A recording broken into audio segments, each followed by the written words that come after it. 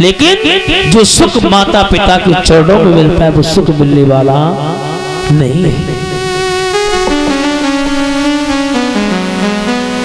क्योंकि महाराज मेरा कहने का मतलब एक है, कहने का भाव एक है परीक्षित महाराज, जिस व्यक्ति ने माता पिता का सम्मान करना नहीं सीख पाया, माता पिता की आज्ञा का पालन करना नहीं सीख पाया, वो एक मानव कहलाने योग्य नहीं है दादा। क्योंकि यमुना मैया के किनारे कथा चल रही थी ना,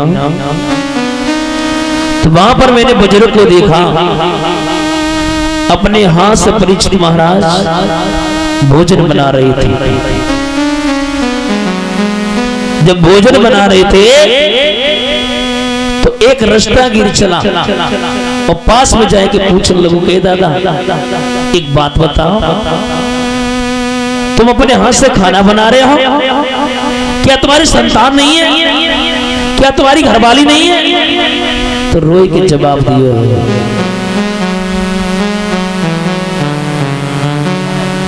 मेरे श्रोताओं रो करके जवाब दिया है कि तभी उन बूढ़े ने कहा लड़का मोरे चार। जवाब दिया एक नहीं मेरे चार लड़का है।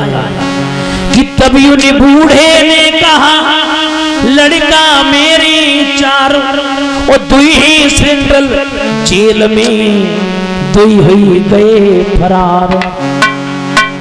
दिए पराई है गई बहुएं ले गई पूत, जीवन भर लदते रहे ऊंट के।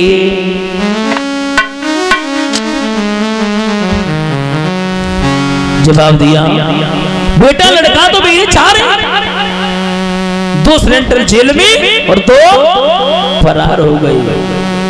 कि दिए पराई है गई और बहुएं ले गई पूत, और जीवन भर लदते रहे लाला रहे ऊंट के।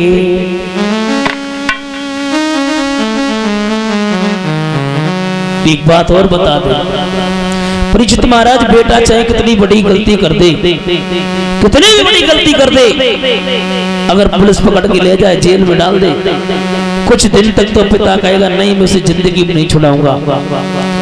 और जैसे ही महाराज 2-4-6 दिन व्यतीत हुए, चाहे भले ही बेटा को बाप को खेती बेचनी पड़े, लेकिन महाराज छुटाने के लिए जरूर जाता है।